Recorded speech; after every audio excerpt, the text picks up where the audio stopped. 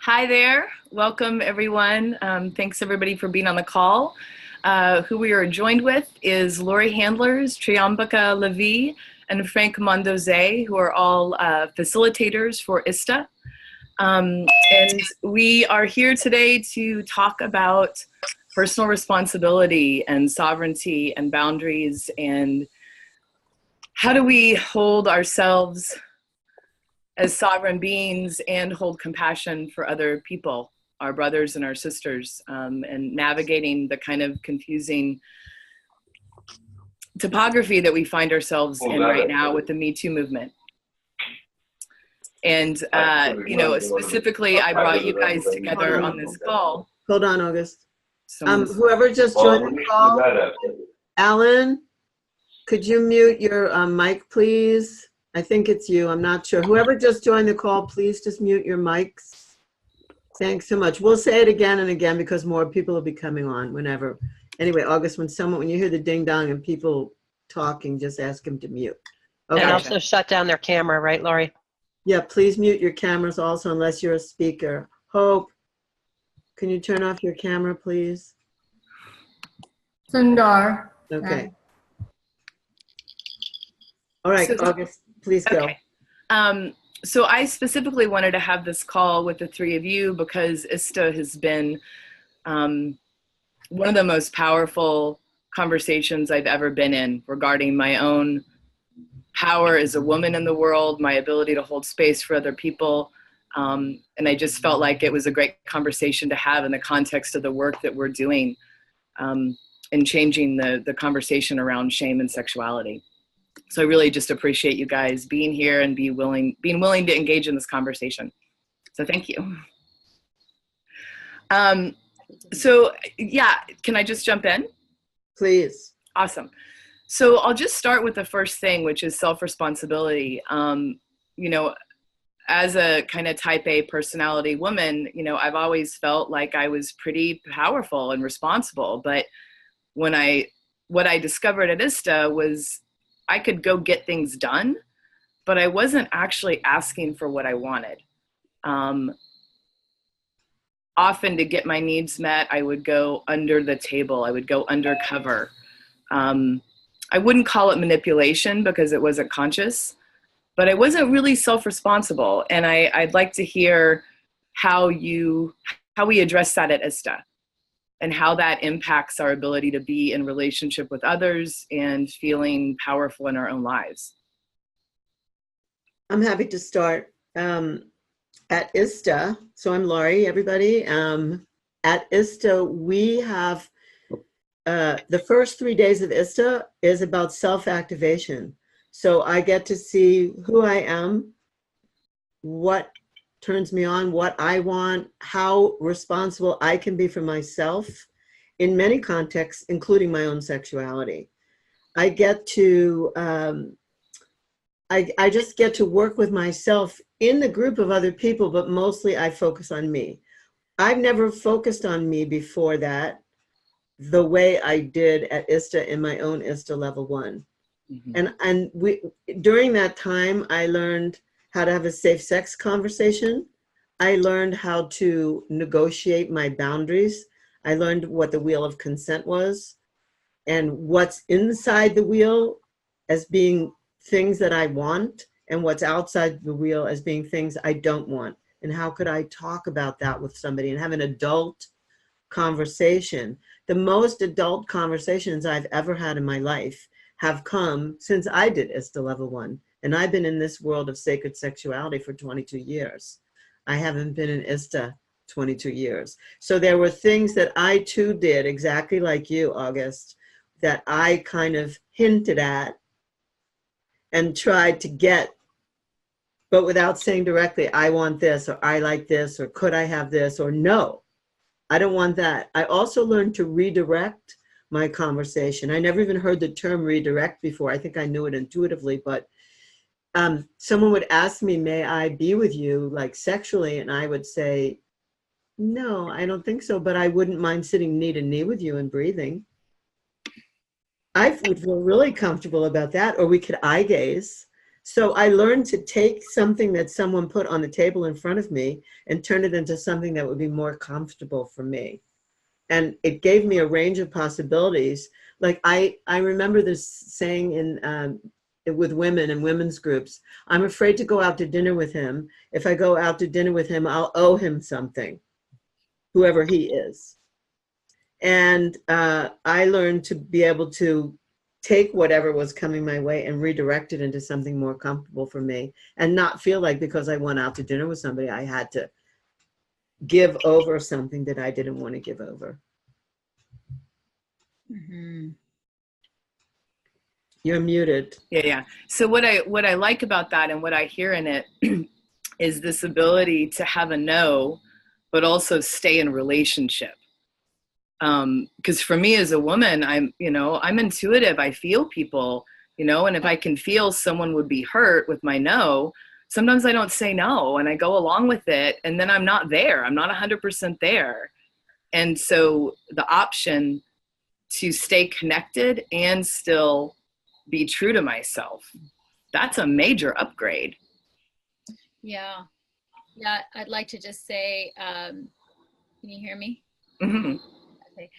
That what's really beautiful in this work that we're doing with ISTA is that, so just that place that you said, August, where you didn't want to hurt someone's feelings, right? So there's a self-responsibility piece about just saying, hey, this is what's true for me. But it's also the person receiving that no. And for those who go through this training and this work, it's an opportunity for them to learn that you're just taking care of yourself. Right. And that phrase that we famously use, thank you for taking care of yourself, and really getting that your no or your boundary doesn't have to impact the core of my identity, that it's not related to necessarily something wrong with me, and that you are just simply taking care of yourself. And so there's this shift away from making someone right or wrong, from being the victim or blaming the other person for making us feel bad because they didn't accept our request. And it really is responsibility on both sides, right? The person who's responding to the request and the person making the request. And that's what I think is also so powerful, is to not identify with somebody's no as something that means something about me. So another topic that I kind of want to bring up that's been in the field, in the conversations I've been having with women and with men, is this, there seems to be a challenge between, as women, us starting to own our feelings and our frustration and our no, and not having that no and our frustration be something that turns men into the enemy. And I'm interested in how specifically at ISTA we deal with having our no, and we talked about it a little bit, but given that we are dealing with men and women and the masculine and the feminine, there's so many centuries of sexualized stories that we have with each other, right? How is there is a history, there's things that happened, right, that are based around a certain gender. And yet we all seem to know that going down the tunnel of gender-based abuse is not useful. So my question is, how do we deal with the very real things that have happened to us and in the world, and still stay in a place of open-hearted compassion and kindness while also claiming our truth? Does that make sense?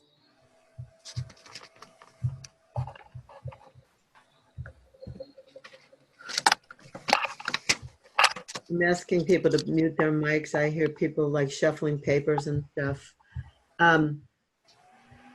Okay, let me see if I got the question.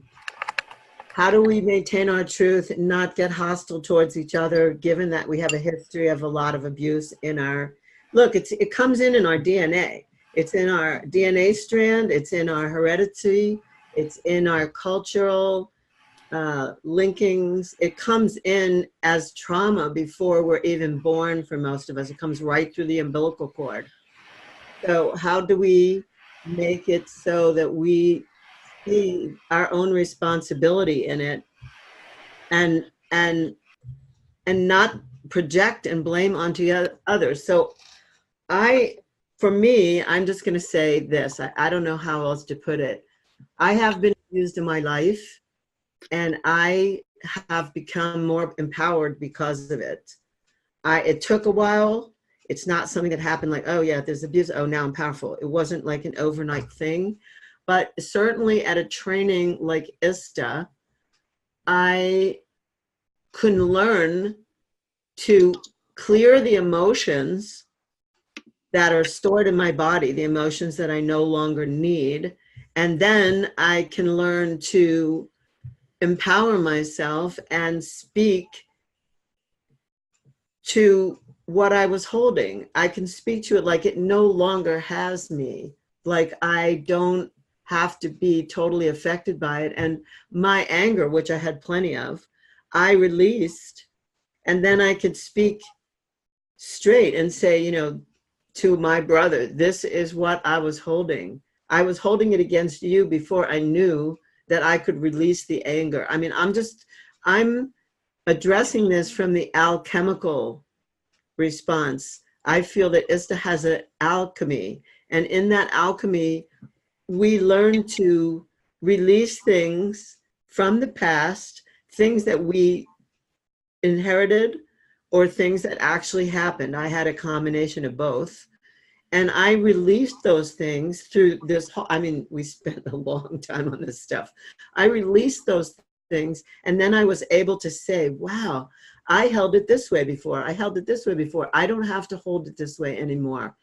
I'm welcoming each new opportunity, each new relationship as it comes to me, and I'm not holding someone I meet now as hostage for something that happened to either my ancestors or me. I'm letting that go, whether it happened to me in this lifetime or not. So that's my answer to that. I want to be current. I don't want to have any baggage. I want to be fresh in every situation. And ISTA helps me be that way, whether I'm on the receiving side of being a participant or even on the facilitator side. I get fresh and fresh and fresh in every moment. Mm-hmm. So inside of that, that's beautiful. And I think we all want to have that freedom to be in the moment. And what I've been tracking with my sisters is it seems like there's a confusion that staying angry about what's happened, right, and keeping that up in front of our face is what will keep us safe. That if we go to a place of, I'm going to let go of the past, I'm going to let go of the abuse, and I'm going to be in the moment, then the abuse will keep happening. So there's like a collapse. Can you speak to that? Yeah. I think there's an interim period. Like, I've discovered that I'm angry and I'm fighting. So I'm going to fight away everything that could possibly threaten me. By the way, I don't think anger is a bad emotion. There are people who think anger is a really bad emotion. I think anger informs us to fight or run.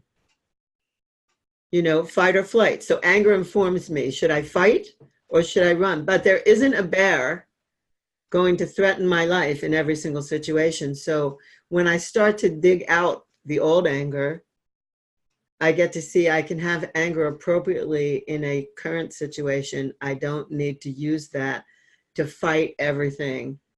Like, there's an interim period where I can like have it for a little while, and then I just go, no, you know what? This isn't serving me. Because anger, let me just say, produces cortisol in the body. Cortisol in the body is not good. It's only good for a moment. It's cortisol, like, is the stress thing, and it robs us and it distorts. And we deal with distortion in ISTA also as a mechanism, like what it means to distort and how that doesn't serve either. So I don't know if I'm answering it exactly what you're asking for. Maybe one of the other panelists wants. Yeah, I'd like to just jump in. So Lori has mentioned a couple of times this word getting current.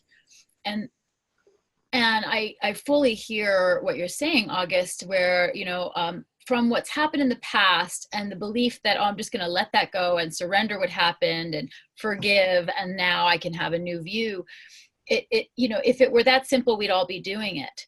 But when we actually work with the emotion and what came up and the intensity of what happened, and get to actually even work on a transpersonal level with our perpetrators, we get to have a neurological release of what's happened, and so that we do get current with what's here. Somebody's needs to mute.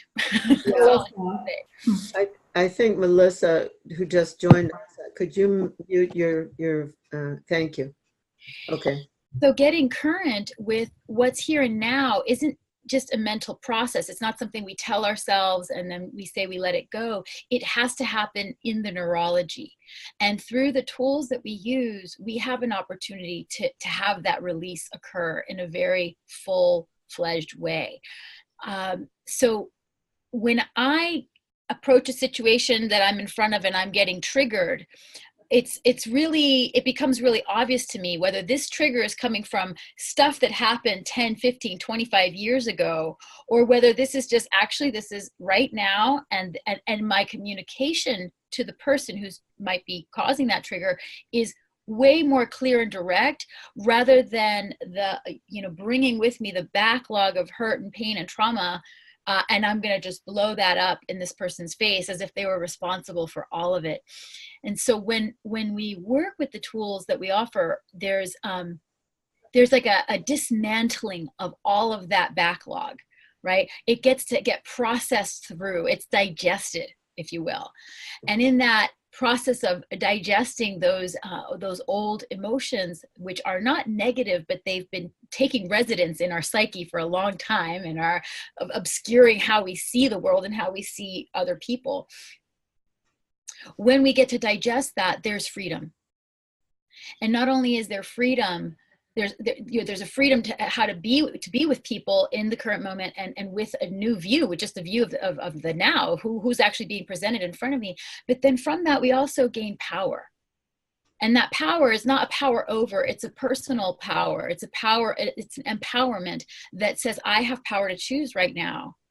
And I can feel and sense what might be coming up, even if I can still feel the little tendrils from the past come in, but I can identify that and say, oh, got it. This is that piece. Let me move my energy. Let me do some tools and actually work with this. And now I can get even more current again and work with and deal with what's happening in front of me. And it's amazing. And, even those of us who are facilitators of this work, we've been doing it forever, still, I gained so much from this.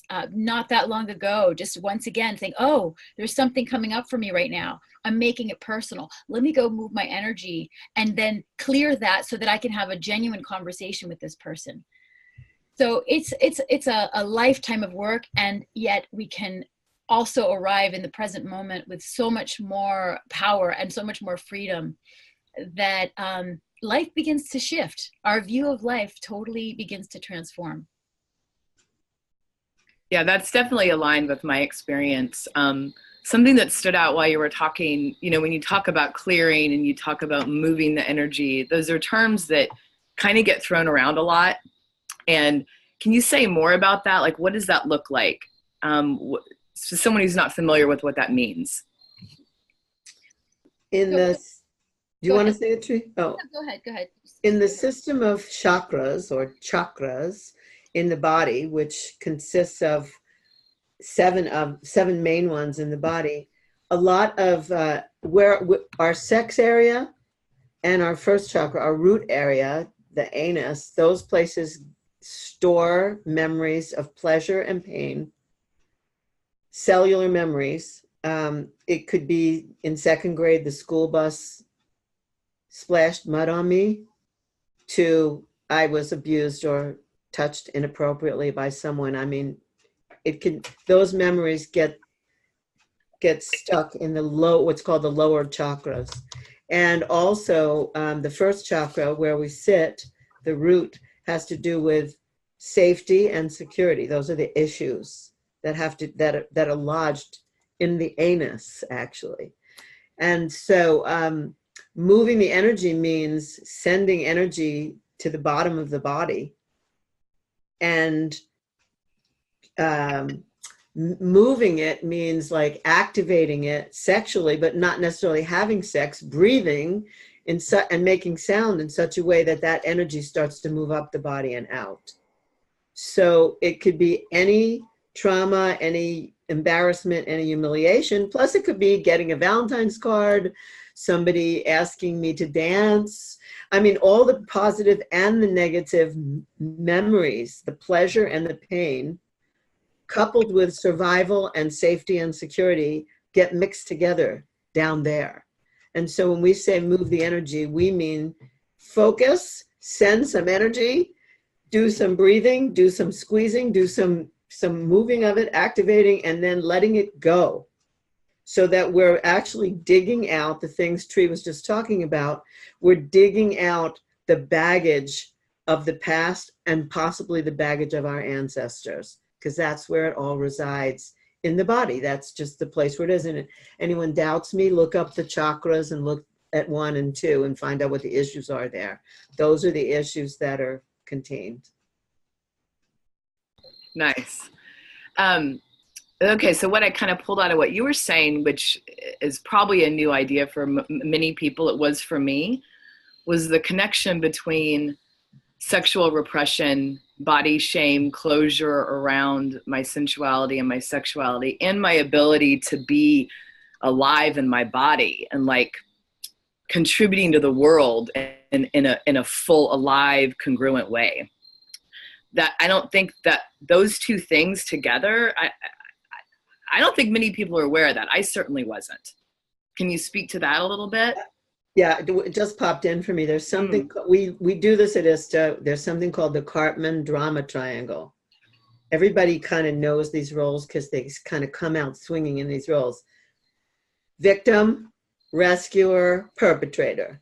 And that hats change. Like today I could be the victim, tomorrow I could be the perpetrator, and I could also be the rescuer. When those issues are unresolved and we want to make a difference in the world, we set about to rescue humanity, and we don't we don't do that well at it. Mm-hmm. So it's actually to get off that drama triangle altogether and create in life and respond to life. Create, respond, create, respond, create, respond, create. And then it just becomes a big creation. But until we actually see that we've played the role of those three things, victim, perpetrator, rescuer, and some of us are better at rescuing, and some of us have been accused of perpetrating, and some of us are just the ultimate victims. And the fact is that if we move off of that diagram, that paradigm, and move into creation and responding, and we can only do that by doing the work. Like there's no shortcut to this. We have to learn this. Each of us in our own way has to learn this. So that's how we in trainings like ISTA, we find our way off of that triangle. And it's really important. And it sounds like the access to that is through the body, is through freeing up the blocked energy and getting energy moving, so we're no longer trapped in the pattern of victim, abuser, or rescuer. Is that exactly. Okay? Exactly. I'm looking to see. I think there's a question here. There are some questions. There's a good question from Alan, and he's asking about what does the shamanic part entail in ISTA, and does it involve plant medicines or any psychoactive substance? I'm going to answer that. Alan, very good question. There's been, the trend is every time we're speaking shamanic in today's day and age, it's linked to some kind of substance like plant medicine to get us into altered states of reality. That's basically what the shamanic piece is can you enter altered states of a reality, extraordinary reality, and affect using energy to affect manifest reality. And at ISTA, the only tools that we're using are breath, sound, and movement. So it's how do we marry breath, sound, and movement through different exercises and rituals in order to induce extraordinary states. And extraordinary states look like any state that allows you to drop truly into your inner self and start to be able to listen to messages that are coming to you from yourself. And we do this with breath, sound, and movement using the different tools. And we were talking earlier about moving traumas that we have, whether they came from a person, a system, or whatnot. We actually go into a process where we channel or call in or bring presence to the person that has wronged us, whatever you want to call it, and we have a dialogue, and we lead you through this beautiful process which allows you to move any blocked energy between you and the individual. And when we deal with it on that level, we actually affect our reality and how we meet reality. And this is more the shamanic aspects that we are playing with at ISTA, and has nothing to do with the trendy plant medicine modalities. Thank you. Thanks for clearing that up, Frank. Let's see. So I want to read a question from someone who wrote in last night, if I might, because I think it really speaks to one of the core aspects of ISTA. Wait. Somebody wrote a question about the victim. Somebody just wrote a question in about how victims can unknowingly become perpetrators. Let's do that one.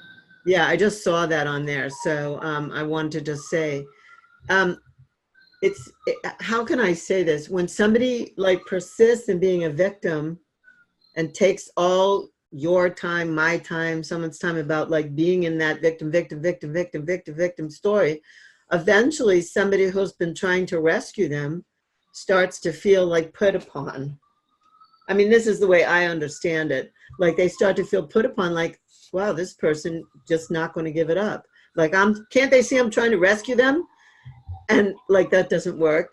And so then the victim becomes angry. Like, I don't want to be rescued. You know, leave me alone. And then they become angry and then start perpetrating on people who tried to rescue them. None of these three roles work, by the way. That's what I want. The major message to the person who wrote this, I think it's Daniel, the victim, the perpetrator, and the rescuer do not work. They're not a healthy means to have interactions with people. And those of us who, I mean, it's, you know, we think about men riding in on their white horse to save the damsel in distress. But anybody could be think they're riding in on a white horse, and it doesn't work. People basically have to rescue themselves. And we're offering a way to do that. You can rescue yourself and become super empowered by doing the work that it takes with people who've done the work. I mean, we're just really a few steps ahead of you. We've had our own issues. None of us came here without issue. And that's why we can deliver this, because we did the work. Some of us were desperate to do it. We had to. I had to rescue myself from my own traumas, from my own plagues, from my own whatever. And so we all have to do that. Those three things on the Cartman drama triangle don't work. And you know, if you've been trying to rescue people, you actually know that it doesn't work. All right, go ahead. Go back. There is another question, and I feel called to speak into it, if that's okay. The question was about how is ISTA different from Tantra? Oh, good. The fact that in Tantra, we commonly refer to breath, sound, and movement as a main tool that is used. And Michael, thank you for responding to that question. I do want to make an adjustment to what you said. I think it's important to make a distinction, because ISTA is actually not promoting itself as a Tantra training. While we borrow from that tradition in some ways, but breath, sound, and movement itself are universal. And Tantra certainly doesn't have ownership of breath, sound, and movement. And I would add that we also include a fourth element, which is intention. And intention is probably the umbrella that is holding all of it together with the breath, with the sound, with the movement.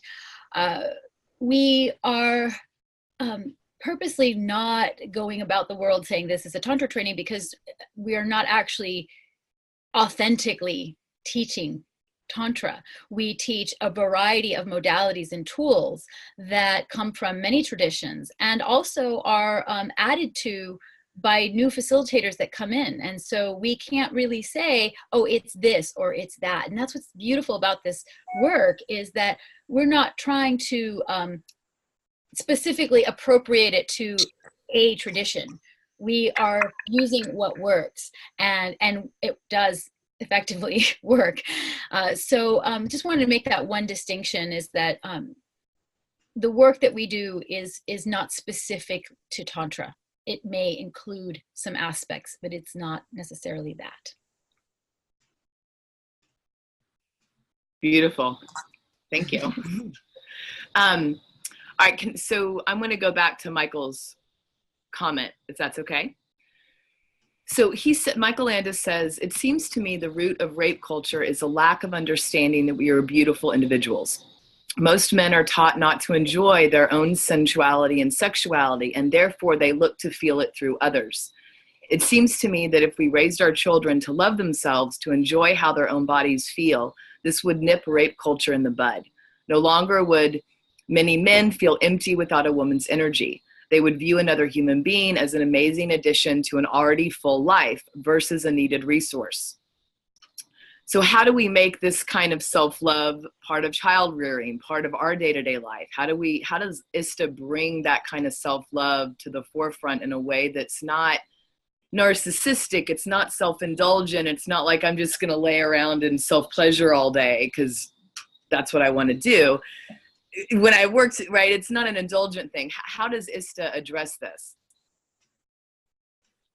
Well, I'm thrilled to say, I'm just like, first of all, thank you for that. Oh, I'm so moved by that question. I'm thrilled to say that we've just established a division called ISTA Families. And there are a bunch of ISTA facilitators who have taken the lead on this. And there are two curriculums being developed. One is for children and one is for teens. I don't have time right now to do this, so I have a whole teen curriculum that I sent to someone else, and she's going to be representing that, my part in that for teens.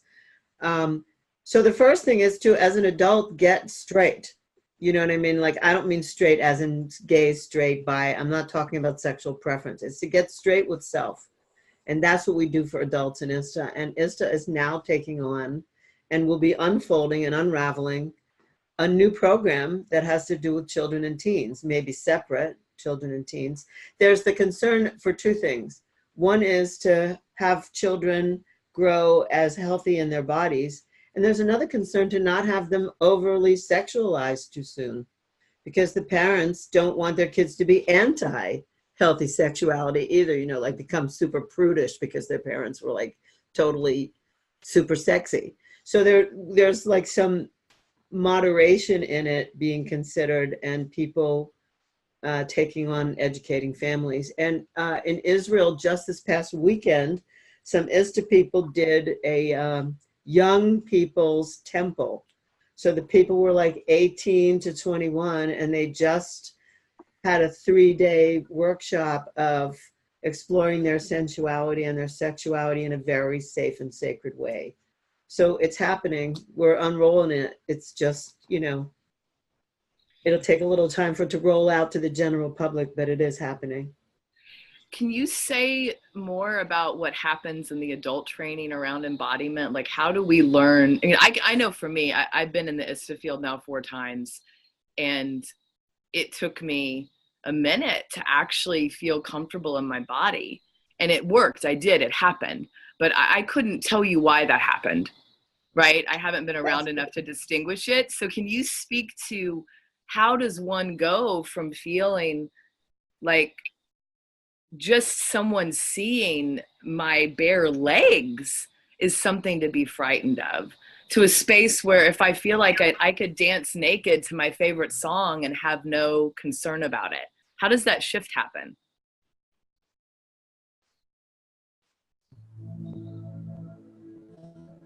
So the ISTA curriculum is like impeccable. And what I've seen is that each exercise or ritual that is being invited builds up on the next exercise or ritual. So that being said, it's like nobody's going from scared to show their leg to being completely naked in a split second. And what I think comes up for a lot of people when we speak about this is like, oh, I could never do that. I don't want to do that, and so I won't do ISTA. So I want to make the foundational statement that at ISTA, you don't do anything that you're not ready to do or you don't want to do. So everything is 100% within your pace and your consent.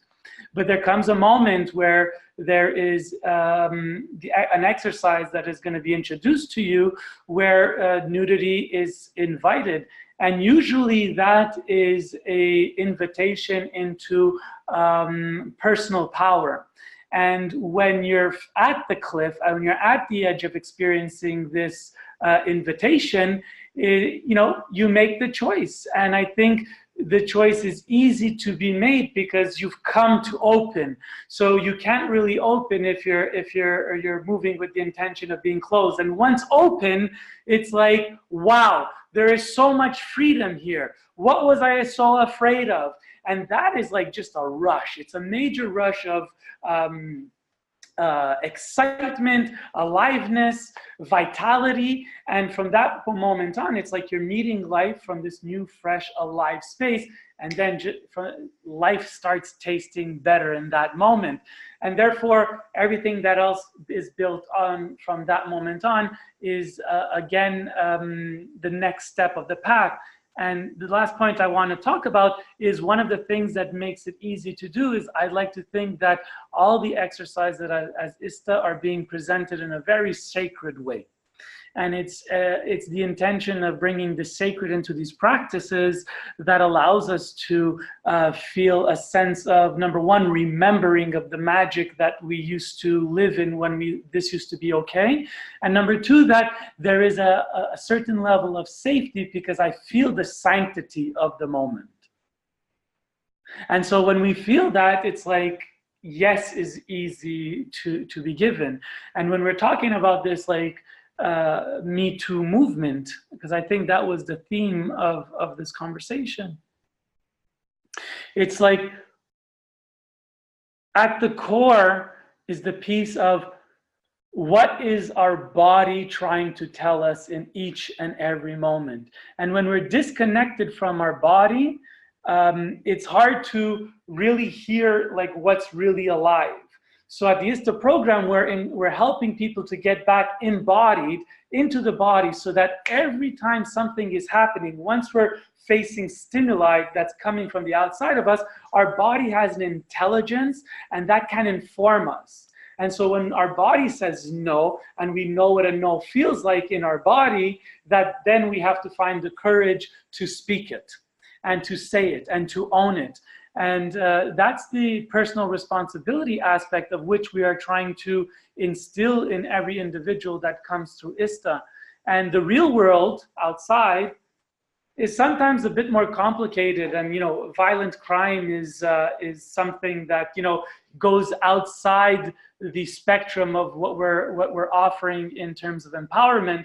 But for every situation we've entered where we weren't clear about what our boundary is or what our desire was, when we're not clear with what our boundaries and our desires are, we only contribute to creating murky situations, unclear situations, situations that can lead to misunderstandings that lead to a bad movement that leads to an assault, and then boom, we've entered that drama triangle. And so what we're trying to do is empower people with the understanding or the intuitive connection with their body, and to really move from the body wisdom versus like all the mental chatter that's not really embodied. Beautiful. That's really well said. I want to put this in response to you, Frank, and to Lori, that, and just for the listeners, that, you know, my first ISTA experience, I was a no pretty much the whole training. And I'm a pretty out there person. I'm ballsy, you know, I was a no. That was my whole training. No, no. And then by the end, this one gentleman, we were going to do this exercise, and I was like, you can touch my feet. And that was about as far as we got.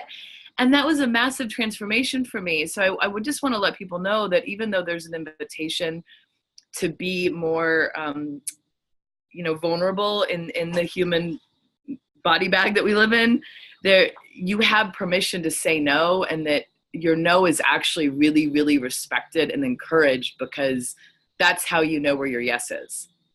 So there's no pressure to keep participating if you don't want to. And when you find your no, it's like you understand how to access the momentum of what it feels to say no in a way that has energetic authority. Because if we're saying like a no as in like maybe it's a no, then that's an invitation for like people, aggressors or perpetrators, to keep advancing, because it's a statement of weakness. And unfortunately, there are people that prey on that. And so what we're speaking into is like getting into a comfort zone with energetic authority, so that when a no is said or a no is present, that actually I believe that no, so I'm not gonna fuck with that, you know. So that's, and then at the same time, it's like we want to encourage people to find their yes, because the inability to say no to something that you don't want is as difficult sometimes to claiming your desire. And part of what we're doing at ISTA is saying you have permission without any shame or guilt to claim your desire, and we celebrate when you do that, and especially when you get your needs met. And that's something to celebrate too in the world. Oh, very good. So there was a question about when did ISTA start and who founded it and like that. And Triambaka, you're one of the founders of ISTA, you know, like you were there at the beginning. So I just see that and I don't want to ignore it. Yeah. Yes. Well, so Babadez Nichols, who is our founder and had a beautiful temple in Sedona, Arizona, saw that there were many sexual healers and tantra teachers and Taoist teachers and people around the country and internationally that were out doing their thing, and that everybody was sort of doing it solo. And his vision was to bring people together and connect and share teachings. And he had a body of knowledge also that he wanted to bring forward, and that started off the conferences that started happening in Sedona, maybe I want to say 2004, 2005. And from there, there were some trainings that started to come into place. He started to bring forward some of his body of work, and wanted to develop at the time was called a Dhaka Dakini training that were sort of tools that if you were going to be out there being a Dhaka or Dakini or a sexual healer of any sort, that there were some basic tools that you needed to have, not so much to be a sovereign being, an empowered being with your boundaries, with your nose, with your emotional body current. So I just want to say hi, Benita, welcome. If you wouldn't mind, please mute yourself on the camera. Yeah, thank you. Thanks. Yeah, so we started, so he needed a co-facilitator, and I was referred to him, and we started the first official training. And that, so there was things that were happening before that, and we met in 2006, 2007, we started to do the work. 2008, we put out the trainings, and it was a very small training to begin with, but once we started growing it, people started showing up that weren't at all in the field of sexual healing and who just wanted to know the tools, who found that really there was a real transformational aspect to what they were receiving. And so we took out the whole portion of the practitioner piece and made it a training for everyone, and that became the Spiritual Sexual Shamanic Experience. And so that's how it started back in Sedona. And now we are in about, I'd say, 37 countries. I think next year we'll have, I've lost count now. We're adding Fiji and lots of places. And it continues to grow because it's effective, because it's supportive, and because I think that the tribe that gets formed through the work itself is something that you don't find anywhere else. That level of connection, of authenticity, of freedom, but also of truth telling, and a very, just becoming really grounded in yourself together with others is something very, I think, very needed in the world today. So we're excited to continue to grow with all of you, hopefully. Thank you, Triambaka. So there was a question about shame and how it's healed. And I was also going to talk about, or ask you to speak about the shadow. Can you hold 1 second? Yeah. Can you hold 1 second? Sure. I also wanted to add that many of us had our own schools, and we decided to come in and join forces. The thing that makes us so powerful in the world is that we came from and we brought our own bodies of knowledge, and we've joined forces, which I've never worked with people before, really. And now I have teams of people that I work with, so I'm not alone. And I always have other people to bounce off of in any given training. And that to me it's changed my life that way, professionally and personally. Yes. Yeah. Exactly. I mean, I was a teacher in my own right, and Laura, you had a whole school that you were running, and others, lots of our lead facilitators and co-facilitators. It's not about you start off fresh and this is the first thing you do, maybe for some now coming on, but most have had their own schools and practices and participants and doing their own thing. So yeah, thank you I'm so glad you brought that in, because I was thinking about that earlier. It's a really important piece here. I'd like to ask Michael if he wants to come in and just tell people about the offer, and then we can continue on. But just in case anyone, there's a lot of people on the call right now, and in case anyone leaves us, I'd like to hear them. And then August, maybe we could resume with questions. Sure, absolutely. So Michael, wherever you are you somewhere? Hi, everyone. How are you tonight? Thank you so much for being on the call. Hi, Lori. Thank you. Thank you, everyone. So tonight we have two very special offers. The first one is for the upcoming ISTA Level 1 training in Flatrock, North Carolina. It's for women only. And ladies, if you'll register by October 25th, you'll save $200 on your tuition. The regular price is $19.95 US, so you'll only pay $1,795, again, for women only. And the special ends at midnight Pacific time, October 25th. For more information, go ahead and PM August, or Augie, as she's known on the chat tonight. The link to the Flatrock training registration along with times and dates is in the chat room. The next offer is for the ISTA. Yes. Michael, before you go on, the training isn't for women only. The offer is for women only. The offer is for women only. Okay, good. That's correct, okay, yes. The training is for men and women, but for women, this is going to be, thank you. The next offer is for the ISTA Level 1 training in Oracle, Arizona. Again, times and everything will be listed inside the chat room. That's going to be near Tucson. This is a 24-hour deal, so you're going to have to hop on this and act now. From the end of this SIP call and for 24 hours, you'll have the opportunity to save $100 off of the super early bird price, which is $1,750. So if you register within the next 24 hours, your tuition will be $1,650, and that is for both men and women, okay? And act now. You definitely want to get in on that deal. If you have any questions or for more information about either of these trainings, just go to the chat room and click on the links provided, okay? I'll make sure that they're in there directly. Thank you. Thanks, Michael. Okay, so someone had asked about how do we heal shame, and it kind of dovetails into what I wanted to bring up is the work we do around the shadow, which seems to be a piece of our spiritual development that kind of gets stepped over a lot. And I see a connection between really doing deep shadow work and healing from shame. Can you speak to that? All right, I'll push my buzzer. I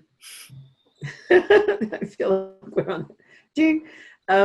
So shame, healing shame. Well, I'd say that every single thing in the ISTA Level 1 in the SSSEx training is somehow connected to shame and like releasing shame. So whether it's the first 3 days where we're only relating to self, but within a group, and self, like I have needs. It's something Frank said before about my own desires, giving voice to my desires, that I'm allowed to have this body. I'm allowed to have desire. I'm allowed to be a woman in a woman's body, and men are allowed to be men in men's bodies, and women's bodies react a certain way, and men's bodies react a certain way. Like that's all normalized in the first 3 days of the Level 1 training. That's like, yep, I'm in this body. And then there are people who are gender bending, and for people who are gender bending, that's completely allowed. It's completely okay to be in a man's body kind of functioning as a woman, and it's completely okay to be a woman in a woman's body functioning as a man. Like we don't discriminate about that.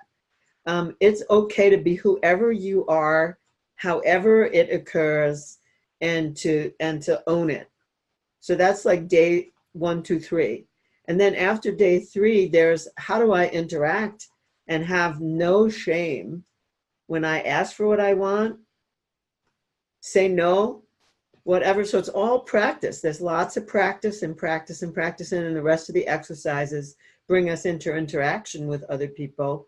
And again, there's places where shame needs to just be uncovered, and shadow work, things that we're denying. When you mentioned shadow, the way I look at shadow is I'm denying this thing in myself, and I'm making it wrong outside of me. And in fact, it's very alive and well in me, but I haven't given voice to it yet. We shamanically give voice to those things in the ISTA Level 1 training, to the things that maybe we've been in denial about. And so as everything gets light shined on it, we start to be unashamed. You know, again, it's a process. It's little by little. For some people, it's like bam, and for some people, it takes a while. I have discovered in myself that there are nuances to shame. That there are things that surprise me, even in relationship to my partner, where all of a sudden we'll be relating, and then there'll be this little piece of something. Like I'll be really enjoying myself, and all of a sudden I'll pull back, and I'll notice, wow, I just pulled back. My partner will say, well, what's that? And I'll go, oh, that was like a little vestigial trace of shame. But at least I can name it now. Since ISTA, I can name all of that, and I can just take responsibility for that.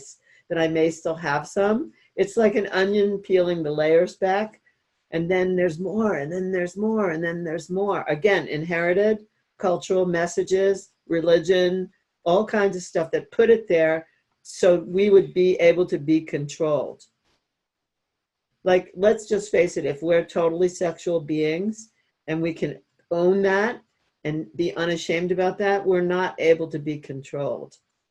And that's like a different political force. But that doesn't have to do with abuse. That has to do with all consent.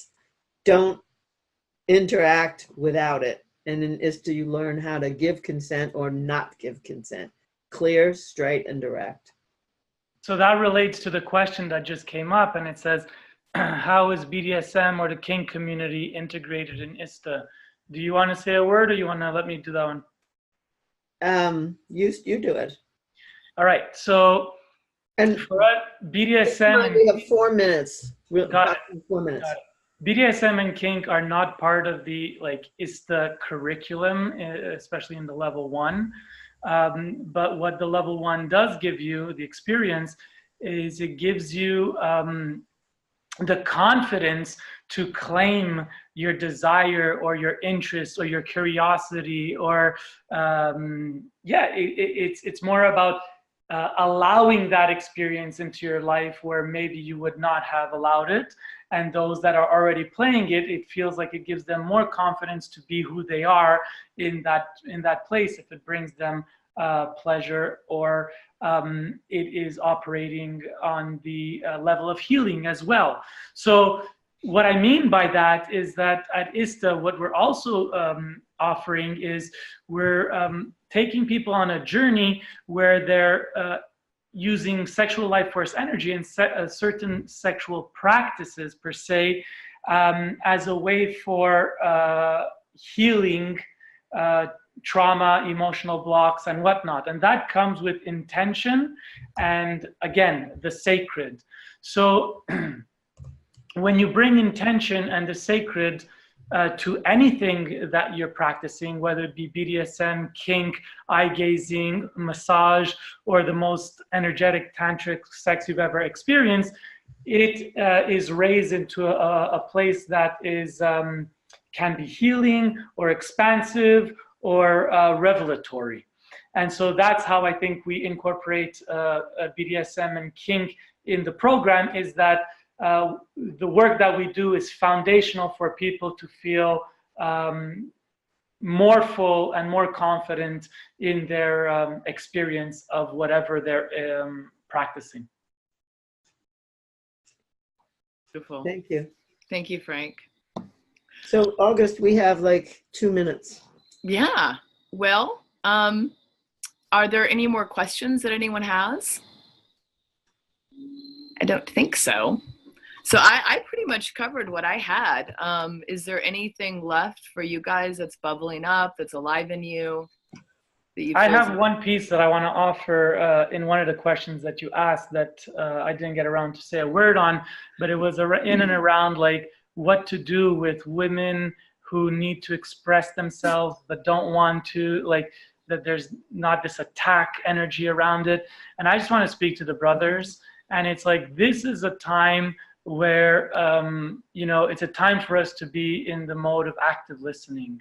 We don't need to change anything. We don't need to justify anything. We don't need to convince anybody of anything. If we got one thing out of the #MeToo movement as men, is that it's time to listen. And so the invitation is really to come into the 4th key of Tantra, which is presence and listening, and allow everything that needs to be said to be heard, integrated, and then the invitation is, how do you want to show up to that? How do you want to show up to your sister, which is ultimately you? How do you want to show up with a reflection of yourself in the other gender? How do you want to love these people? How can we correct the way we've been behaving? How can we stand for sisters without being the white knight and the rescuer when these situations occur or they come out in our vision? So that's what I would say to the brothers. And to the women, as a man, is that when you come to ISTA and you learn the tools, if you move your emotional energy, it won't necessarily come out as an attack, but more as a sharing, which makes it a lot easier to receive and hear, and will support us to make those steps to meet you, versus if it's attack and telling us that the whole of masculinity is wrong and bad and perpetrator. And in some ways we are, but ultimately in the individual cases is not necessarily the case. And so to give us the greatest space to come together is for men to listen and women to move their emotional energy before they deliver it. And ultimately, as long as we have the gender war, we will continue to have war on this planet. So as we are committed to healing the gender war and doing what it takes individually to heal those processes, it is only then that we will give our planet a chance to heal around war and bloodshed. And those are my last words. Thank you so much for giving me that space to say that. Thank you, brother. Thank you. Whew. Wow, this is an amazing call. Thank you, Triambaka and Lori and Frank, for being a part of this conversation. And thank you for being my teachers and my mentors and my collaborators on changing the conversation on the planet around sexuality. Just thank you. And I look forward to having more of these conversations. I'm going to have Michael make the offer. Okay. Yeah. Thank you. Thank you, everyone. What a wonderful call. We had some really great questions. So again, tonight, we have two special offers going. The first one is for the upcoming ISTA Level 1 training in Flatrock, North Carolina. It is for women only. The training is not for women only, but this particular special offer is for women only. Ladies, if you register by October 25th, you'll save $200 on your tuition. The regular price is $1,995, so you will only pay $1,795, again for women only, and the special ends at midnight Pacific time, October 25th. Now, for more information, go ahead and PM August, and the link to the Flatrock training registration along with times and dates is in the chat room. The next offer is for the ISTA Level 1 training in Oracle, Arizona. That's near Tucson. This is a 24-hour deal, so you're going to need to act now. So from the end of this SSSIP call and for 24 hours, you'll have the opportunity to save $100 off of the super early bird price, which is $1,750. Now this super early bird price is only going to last until October 31st. So if you register within the next 24 hours, your tuition will be $1,650. And that is for both men and women.